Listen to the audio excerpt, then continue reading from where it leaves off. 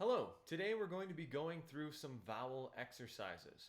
We're going to be learning our 5 pure vowels by number, and we're going to be working on some cues to help keep them efficient and keep them in the right shape so that when you're singing you can maximize the space behind the vowel and the utilization of the air that you're sending through it. All right, so let's get started. So what are our pure vowels? Our pure vowels are the sounds that make up probably 80% of what we sing.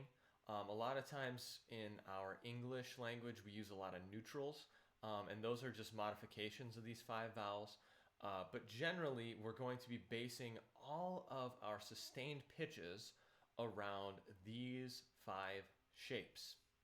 They are A, E, I, O, U. All right, so let's learn them by number. So the first one is probably our most important vowel because it's our most open. Generally with this ah sound, we can get to our highest pitches.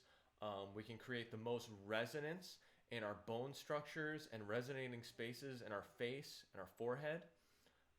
So the ah sound really is all about space. And the one cue I'm going to give for this one is jaw dropped. It's the same ah that we say in the word father. So if you elongate that vowel sound in father, you'll find that your jaw drops way down. Father, father, right?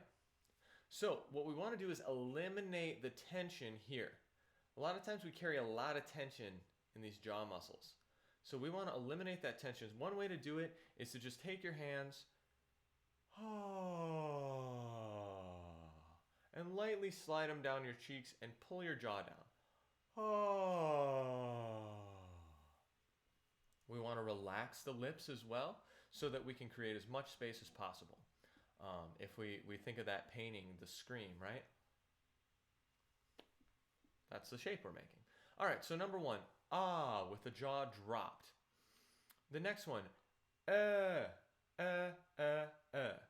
right? You can see the difference here, right? From ah, The jaw stays dropped, stays relaxed. The only real difference is that the back of the tongue raises up. Ah, right? The tip of the tongue is going to stay pressed against the back of the bottom teeth, just like it was in ah. When you did that father, do it one more time. Think about where your tongue is this time. Father. It's pretty relaxed, right? It's kind of just sitting on the bottom of your mouth. The tip is probably pretty close to the back of your bottom teeth. So when we take that ah to the only difference is the tongue raises in the back. This might cause the jaw to come up a little bit, not be quite as dropped and relaxed as your ah sound, but we still want to think relaxed jaw. We don't want it to be with the jaw tight. We want it to be relaxed. Ah, Let's move on to number 3. E. So if you've done any type of Lissac work, this is the E that forms the basis of our Y buzz. We want to have the lips forward. E. I say forward lips instead of smiley. E, right? E. All the sound when we smile is going out the sides. As singers and vocalists, we want our E sound, E, to shoot forward. That's where our audience is, right? Our audience isn't out this way. Generally, our audience is right in front of us. So when we push our lips forward, I say like the bill of a duck, right? Duck face. E. Those lips pointing forward helps to focus the sound. It also brings a richness to the sound. So the cue I'm going to give for E is E with the lips forward. You can hear the difference between E, E, E, E. It's a much richer, more powerful sound. All right, moving on to number 4. Number 4, O, O, O, O. Again, we're going to want to relax the jaw. Unclench these muscles back here and let the jaw drop. The only difference between our and our o is that the jaw only drops as far as you can still make a round shape with your lips.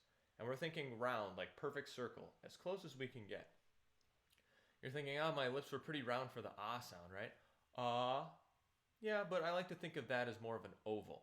With our O sound, we want to actually put a little bit of tension in the lips, a little bit of contraction in the face to make that circle. I don't have any contraction or tension in my lips when I'm doing that ah sound. I'm relaxing them as much as I possibly can. With the O sound, we want to physically think about creating that O, that round shape, right? And it's right there. You can see it on the O there. It can remind you of that round shape, but relaxed jaw, round lips. Those are the two cues I'm going to give for that. O, O, O. And O brings us to our fifth sound, which is ooh. So it's just like O, except smaller. That's the only cue I'm going to give there. We take it from that big, round O, ooh. The jaw should still stay pretty relaxed, but only as relaxed as you can make the shape with your lips, right? Let's take from ah to o to oo and feel how your jaw moves. You know, create those shapes with your lips, but really try and put your focus into what your jaw is doing. We'll go ah, o, oo. So you see the jaw is at 3 different levels. Completely relaxed, slightly drawn up, a little more drawn up. Just based on what the lips are doing. So you can kind of see from how we've gone over all 5 of these vowel shapes that a lot of what one part of the armature is doing, be that the jaw, the lips, or even the tongue, is very dependent on what the other parts are doing. So it's hard to separate them out as make your jaw do this, make your lips do this. They interplay a lot with each other, like we just saw with that ah, o, oo. The jaw should stay relaxed the whole time, but it's in 3 different positions based on what the lips are doing. And between our ah and our we're getting 2 different sounds just based on what the tongue is doing, and that's also affecting the jaw. So let's go through these sounds one more time, and then we'll talk a little bit about the soft palate before we finish. All right, so 5 vowel sounds. We're going to do them by numbers with cues. Number 1, ah, with the jaw completely relaxed. Number 2, jaw completely relaxed, back of the tongue raises. Number 3, e, with the lips forward. Number 4, oh, jaw relaxed, round shape in the lips. Number 5, ooh, just like O, but smaller.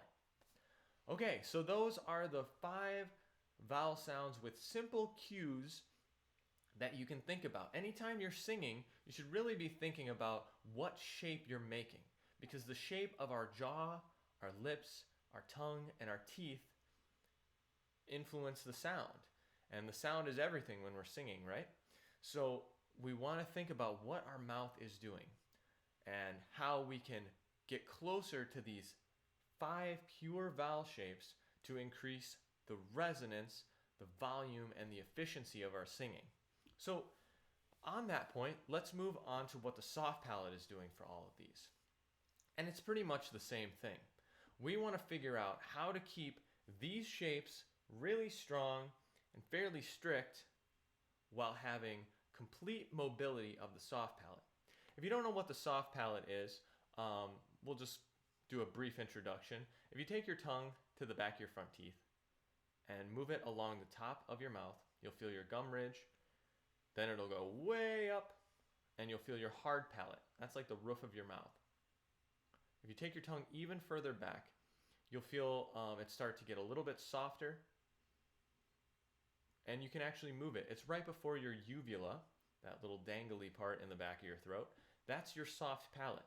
And we can actually manipulate the soft palate to either drop or raise. And we can create various shapes with it. And this is how, as singers, we reach high notes. It's how we sing in our falsetto. The soft palate is really integral to singing. So what we want to do is, in all of these shapes, have a really strict shape in the jaw, the lips, the teeth, and the tongue, but also be able to completely move the soft palate.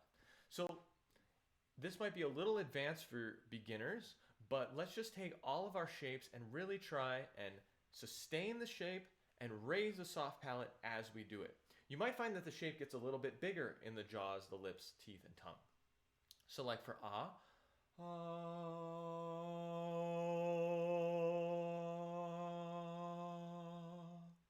raising and lowering the soft palate. You heard how the sound got a little bit more bassy, a little bit more woofy. That's me maximizing my resonating space by raising my soft palate and enlarging the shape.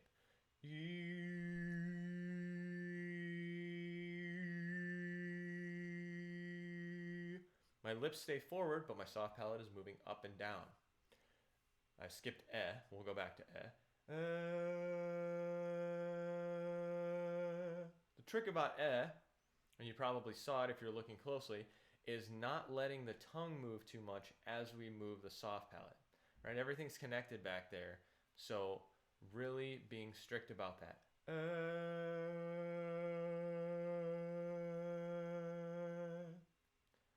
O, o.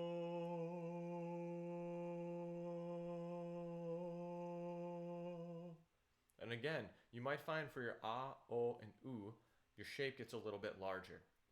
That's okay. Generally, that's going to help you. One more for oo.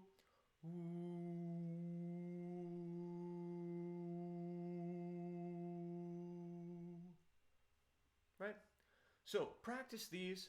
Practice first the mouth shapes in the mirror. You're going to want to see yourself while you do these so you can make any tweaks. A lot of times we don't get a whole lot of good feedback from just feeling, right? We can think that we're dropping our jaw all the way, but we'll still be holding some tension there. It's not till you get into a mirror and you can actually look at the shape that you really see, oh, wow, I'm not unclenching my jaw. I still have a lot of tension there. And then maybe you can use some of those exercises that I talked about to relieve some of that tension.